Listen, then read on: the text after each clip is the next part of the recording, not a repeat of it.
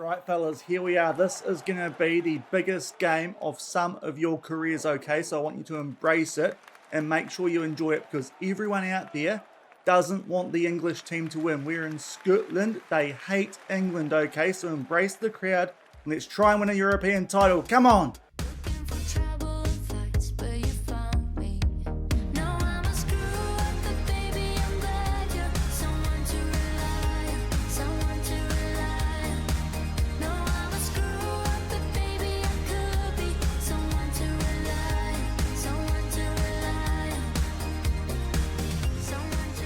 Hello everyone and welcome to episode number 71 of Husavik Heroes here on Shaun Does FM. I hope you are doing well, and coming up in today's episode, it's our biggest game of this save so far as we do take on Brighton and Hove Albion in the UEFA Conference League Final. Off the back of that, we will also have a European roundup plus a youth intake preview, which has already happened in game, but we'll wait until after this final to show you guys what that does look like. So if you are looking forward to this big episode, then do remember to go down below, leave a thumbs up on the video, and if you haven't done so already and are enjoying this series here on the channel, also remember to hit that subscribe button and turn that notification bell on as well. But just the one game in today's episode, it is a big one, albeit we are taking on a team who, according to our scouts, are much better than us, which is not the positivity that I did need going into this game, but we have had a great run leading into this final. If you missed the semi-final yesterday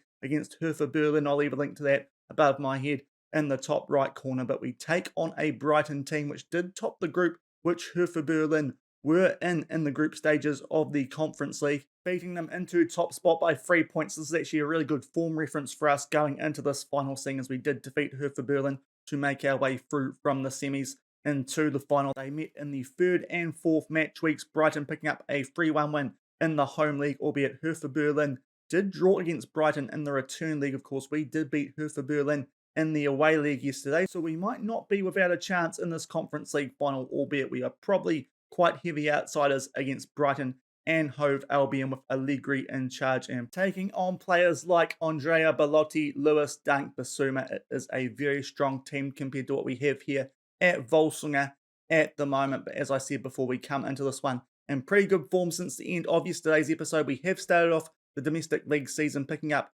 4 straight wins against Lechner Reykjavik and Proto Reykjavik by 3-0 off the back of that. A 2-0 win with the first team their last game heading into this final against Nuts KR, and then a narrow 1-0 win against HK away from home with the rotation team of Fosu picking up a crucial goal there, which does see us hold top spot in the league early doors, 3 points clear of Keflavik, who are currently the closest team to us, but we've started the domestic season off very well. Hopefully we can continue that sort of form here in the Conference League final, but as I said before, it is going to be a much tougher task, our toughest one in European football so far this season probably, and we will see how we get on with this European final, having to fall in our 100th year as a club as well, so that would be a real cherry on top of this 2027 season if we could pick up our first bit of European silverware in the 100th year that the club has been around. But we are about to get in this game, no injury concerns at all, everyone fit and available, and we'll come back shortly from Hampden Park in Scotland for this Conference League final against Brighton. And here are the team sheets for this one. Hampden Park looking very empty, which is a little bit concerning. As I said before, this is our full strength lineup and extended bench for these finals as well, so we are not lacking in options. There is the Brighton team. It is a very strong one, a lot of familiar names there, probably getting on in age a little bit by the time that this final has rolled around in 2027, but we'll see what we can do here in the Conference League final. Approaching the 20-minute mark in this game, no highlights yet, but stats-wise, we are actually the more dominant team, so that is some promising signs. Hopefully that does keep up, albeit Brighton now do have the first highlight for a free kick. It is very messy there. It's an absolute shocker from Sierra Fellini. Now, I think that's Zolis who will get the first goal of the Conference League final, and that would be a really disappointing way to concede, and VAR does allow the goal. Sierra Fellini, in fact, it's not as bad of a shocker as I thought. There's a close range shot. He tries to parry it away, but it does fall into their striker's head. He taps it away, and it is Brighton 1, Völsungur 0 halfway through the first half. And not long off the back of that opener, they do have another free kick here to Brighton. It's a poorly taken one though. Imbayamba on a yellow card heads it out to Nygaard. Can we strike back shortly after going down in this final? Because up until then, we have been playing quite well. According to the stats, we try and put a ball in behind there for Rubio. Caviglia does get the ball back for us here though, and hopefully we can do something inside their final third. Nice work here from Nygaard. Tries to take the shot on. I think it was more or less straight at the goalkeeper over the bar anyway. We remain 1-0 down just after the half-hour mark. And that is half-time in the Conference League Final. Unfortunately, we find ourselves 1-0 down thanks to that Zolos strike since we came back around the 20-minute mark. Instead, we were doing quite well. Hasn't been so good since then, so might have learned my lesson there. But it was an encouraging first part of that first half. We are probably going to be forced into a change here, though. Sergio Cadena on a 6.2 rating. That's not really good enough in a final. So what we are probably going to have to do here is take him off and bring on Bjarki Bjarkason. I think he is the best of our many options on the bench to come on at left wing. We could bring on Sikolarek, but I think Bjarkason is more suited to that left wing spot. So an early change here at half time. Hopefully, though, during the second half, but once we give the boys a bit of a wind up, we can get an equalising goal to try and get ourselves back into this Conference League final. And a very early highlight here in the second half, a free kick in our favour. Can we strike back and get this game back to all square? Roselli just holds the ball up there on the left-hand side, plays in for Arneson and Nygaard. And behind yet again this time, though. He hits the post. Those are the chances we need to be taking. Still 1-0 down early in the second half. And off the back of that, it is a throw-in here for Brighton's. They try and get this advantage to 2 goals. Good here there by Ian Carlo, though. And we look to drive forward yet again. Rubio to Galtason. Just holds the ball up there. Another player on a yellow card. Arneson for Bjarkason. What can he do here? Down the left-hand side. Bit of a 1-2. Nicolucci outside the box. Plays in for Nygaard. He gets a shot off. It's well saved. He was offside anyway, though. Still 1-0 down at the 50-minute mark. And 60 minutes gone. Brighton are on the attack here, looking to get that second goal to give themselves a cushion in this game. It's a little bit hairy at the back from us, and Sarah Fellini is forced into a pretty iffy clearance, and Brighton still in possession. Make their way inside the final third. Zolis will tuck that away. He is onside. He picks up a double, does Christos Zolis, and we now go 2-0 down here. Just after the hour mark, we are going to up the tempo immediately to try and get ourselves back into this game. But that is a hammer blow. 2-0 down at the hour mark in front of apparently absolutely no one here in Scotland for this Conference League final. But that is far too easy. Tariq Lamptey puts the ball over the top. Zolis, despite marking narrowly, somehow finds a gap in our defence, slots that away in the bottom right corner. 2-0 Brighton just after the hour mark, and straight off the back of that goal there is a highlight. So hopefully we can get a goal here to get ourselves back in this game. Only 1 goal down with just under a half hour left, but so far there's been a little bit of a golf in class. It is fair to say we've had our chances but haven't taken them so far. Brighton have taken theirs through a good striker in Zolis. So far our chances have fallen to Nygaard. Hasn't taken his, although it is Bjarkason on the attack there. Luckily Arneson is there to pick position back up for us. Can we get a chance and get on the score sheet for the first time in this final? Good short passing just outside the box. Galtason tries to unleash one. It might have just kissed the crossbar there, but unfortunately the scoreline does remain 2-0 in favour of Brighton, and we are going to make some substitutions here. We are now going to be forced into our hand. Eugenio Roselli's on a 6.4 rating. Chatzakis to come on for him. And Ian Carlo's not having a great game out there either. Both our wingbacks seem to be struggling today on 6.4 ratings. So Garrido to come on for him. That's all our subs used. Just under a half hour left. We need 2 goals to take this to extra time. 73 minutes gone. A corner to Brighton. We have gone attacking to try and find a way back in this game. Great chance for Bellotti there to seal it. Luckily though, his close range shot does come off the upright. 15 minutes left. Still 2-0 down. Inside the last 10 minutes, it's a free kick to Brighton with a 2-0 lead. They will look to absolutely make sure they win this Conference League final here. Ewerton makes his way down the right-hand side, floats the ball in, but Garrido will clear that. Unfortunately, though, we have no players forward, so we can't get anything going on the counter-attack, despite us being on an attacking mentality. Good foot in there by Caviglia, and in the end from that cross, Corbo does win the here, and Bjarkason starts to drive forward. Can we get one more chance to get ourselves back into this game for an interesting finish. Hopefully, we can get this game to extra time. That's probably the best that we can hope for at this stage. Player ball for Rubio, but he doesn't challenge for it, and Brighton are back in possession. Zolis, who is so far man of the match in this final. Ewerton again down the right-hand side, just goes through one of our players. Belotti with the header, it just goes wide, but not good signs here entering the last 5 minutes, and still 2-0 down. And inside the last 4 minutes now, we have gone to an extremely high tempo, very direct, playing a lot wider than we usually would, just trying to get something going in this final. And unfortunately, it's a good tackle there by Tariq Lamptey. Basuma to Brighton originals from the start of the save, get possession back for them here, and I think that could potentially be our last chance in this game. Well, that's a good header one by Mbiyamba. Rubio to Bjarkason, tries to curve that top right corner, just misses the target. Yet again, we've had our chances in this game, but unfortunately haven't hit the target quite as much as Brighton have, and in the end, I think that is going to prove the difference in this Conference League final. We reached the 4 minutes of added time, and unfortunately, we cannot get the job done in our 100th year as a club. It is Brighton and Hove Albion, as expected by the bookmakers, who do win this Conference League final. Disappointing way to end things, but that was a very good run for us in this competition. It's a competition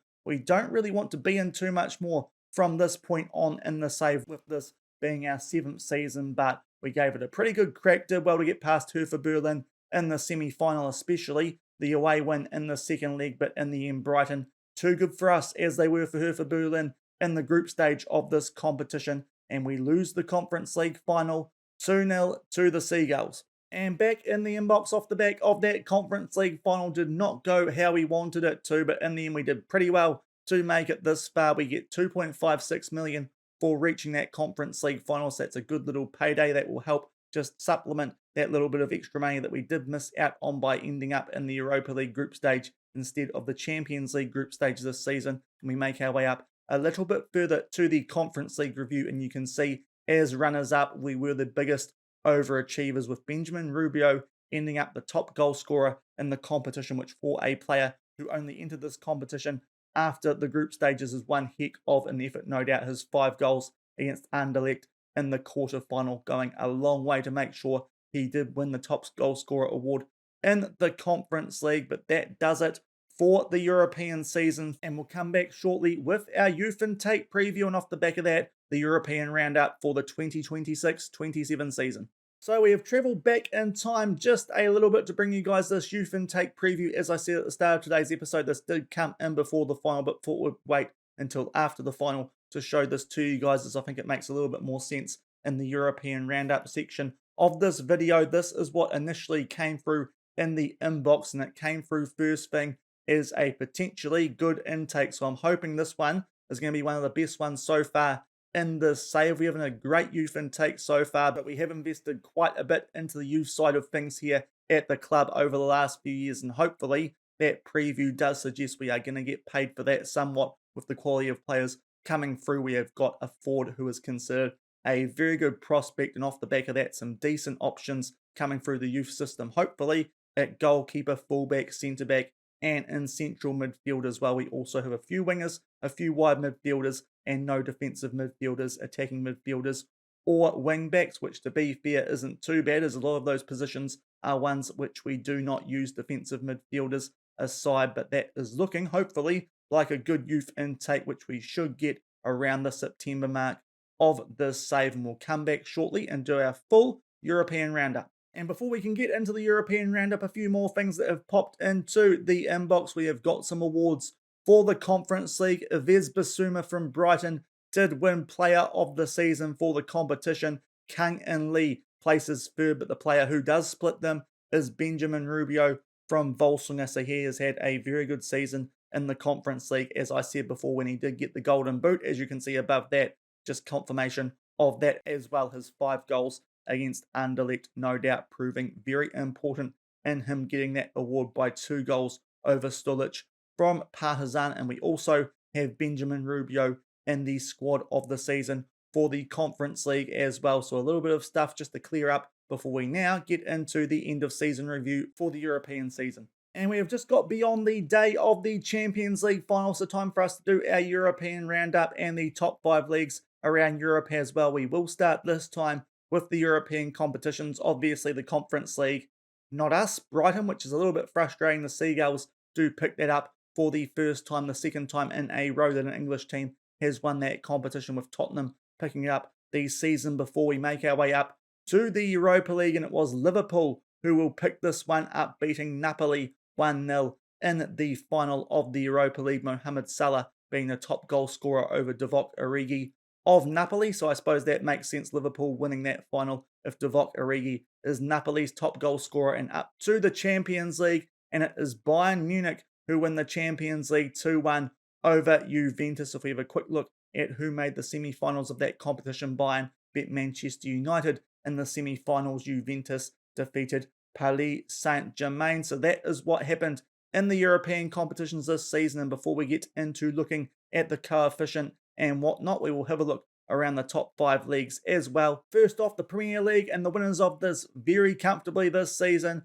much like the most recent season in real life, were Manchester City, picking it up by 16 points over Arsenal, with Liverpool and Man United completing the Champions League teams. It will be Chelsea and, of course, Brighton. They would have ended up there anyway based on winning the Conference League, but they do enter the Europa League, with those two teams finishing 5th and 6th. And Southampton beat Tottenham into the Conference League spot by 5 points. We make our way down to La Liga Santander. Real Madrid with a 7-point win there over Barcelona. Real Sociedad and Sevilla round out the Champions League spots. Valencia and Atletico Madrid in the Europa League, and Villarreal are the team who will be in the Conference League. Going over to Serie A, and we see that Inter Milan have just beaten both AC Milan and Juventus to the title in a very close race. Napoli are the other team who do end up with Champions League football for this upcoming season. Atalanta and Sassuolo, the Sassy Boys, do finish in the Europa League, and Bologna are the other team who get European football through the Conference League. Down to the Bundesliga, it is Paderborn who beat Bochum in the playoff, and that does mean that Paderborn do stay up, but it is Bayern Munich who get a league title to go alongside their Champions League very comfortably over Leipzig, Freiburg and Augsburg. Leverkusen and Gladbach in the Europa League, and Dortmund just sneak up into that Conference League spot. Of course, we did see when we checked on Hertha Berlin in yesterday's episode, it is a funny looking Bundesliga table this season. Dortmund and Hertha Berlin were outside those European spots when we did check in on them in the last few episodes. Dortmund did find a way to get themselves into the Conference League. They are a team who are going to be very tough to beat in that competition. Hertha Berlin missing out on European football entirely for next season. And over to Ligue 1, and it is a draw at the moment in the league playoffs. That's going to be interesting to see who does get relegated, but the champions, as you would expect, are PSG by 17 points over Lyon and Lille. Nice and Lens in the Europa League, and Marseille are the team in the Conference League. Monaco continuing to struggle a little bit in the save universe. And now we will go and have a look at the coefficient, just see exactly how far we should be rising in this upcoming season. We go down to 25th spot, where Iceland do find themselves. Thankfully, that good run which we did have in the knockouts of the Conference League means that that coefficient has gone up quite a bit since we did finish third in the group stages of the Europa League, picking up a 6.625, which more than counters the 2.75 year that we are getting rid of, and that means we will be on a 25.333 going into the start of next season. Unfortunately, in behind us, Croatia have had a very good season this time around, an 11.75. They are going to jump above us, but of the nations above us, we are going to be going above Bulgaria, Israel, Romania, Sweden, Greece, and Poland. So that means that we should be moving up 5 spots, considering that Croatia go above us. So we will be on 20th at the start of the next European season. And hopefully that means in the near future, with us getting rid of a pretty poor season next time around, the 1.333, which is the last year before we entered European football in the save. Hopefully we can get a good jump up and start making our way into some positions, which mean that we enter Champions League qualifying a little bit later, and hopefully also get some teams entering at later stages in other competitions as well. Maybe one more team getting some European football as well could be on the cards in a few years' time. And we have gone forward a little bit, and now we have an update on the team and league rankings on screen. You can see that we have moved up 7 places from 50th to 43rd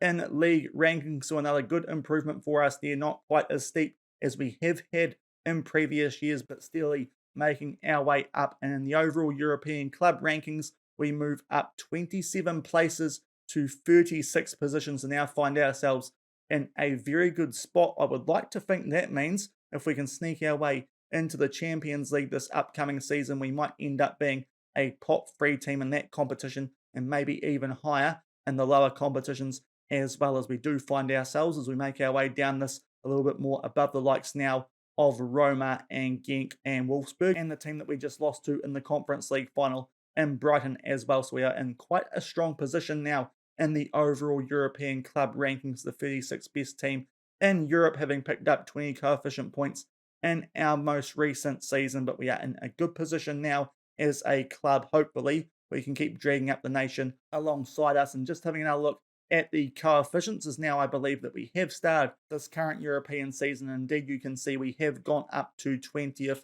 with Croatia sneaking above us thanks to that good season, which they did have 5 more coefficient points than we got. But something to keep in mind with that bad year that we are getting rid of this upcoming season, if things stayed the way that they were currently, we would be jumping up 5 spots into 15th place without doing anything. And I would like to think we are going to have a decent season, certainly a lot better than that 1.333 that we are getting rid of. So this could be a really good rise for us. And in terms of what that could do for qualification places, if we can find our way inside that top 15, it would have an impact on which teams enter where in European competitions. If we find our way into the top 17, it means that we do enter Champions League qualifying in the second qualifying round instead of the first qualifying round, which would be quite nice indeed. And if we can get our way up to 15th, we would also get an extra team in the Champions League and League Path qualifying as well. We have to make the top 10 before we get an automatic place in the group stages. And what the top 15 would also mean is we get 1 team in the third qualifying round of the Europa League, as well as the 2 teams in the Conference League. So one of the teams currently qualifying for the Conference League will go up to Europa League qualifying. So this could be a big year for the Save, getting more teams in European qualifying, and also hopefully we can secure ourselves a qualification path which does start later than it currently does. And going forward, yet again, unfortunately, I clicked 1 step too far and we did miss the draw live, but we have got the draw for the first 2 rounds of Champions League qualifying, which will start tomorrow. We're going to get straight back into the swing of things, and our first qualifying round coming up tomorrow is against the Humrun Spartans of Malta. That is a team we should be more than capable of dealing to. That could be a very one-sided tire team with 1-star reputation. No players there who look familiar at all. They're a team who really haven't tasted much domestic success at all in this save either. So that is a very interesting matchup that we do have in the first qualifying round, taking on the Humrun Spartans of Malta. And if we can win that tie, as we should, in the second qualifying round, we will play the winner of the tie between Zalgiris Vilnius, which is a team who we have beaten before in Champions League qualifying, or Luk Brest, who are from Belarus. So that again looks like a quite nice tie for us. We should be able to get through those 2 and make our way into a position where we guarantee ourselves a spot in the group stage of a European competition. I do hope, though, that we can get back into the Champions League after the good season which we did have, reaching that Conference League final. And also, this upcoming season, we have a lot more players becoming homegrown at the club, and that means we will be able to register a much deeper, stronger squad than we have been able to in these European competitions so far in the save. But I think that does everything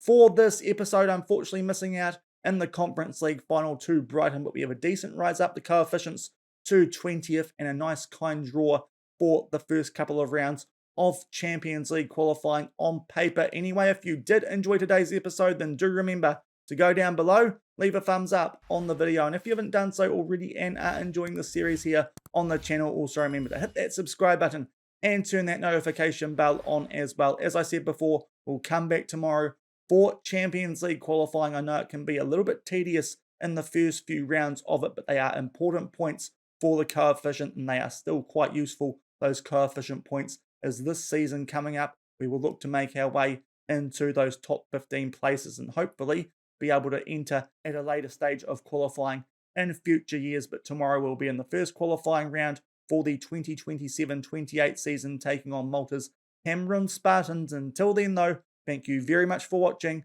keep on keeping on, and I'll see you then. Cheers.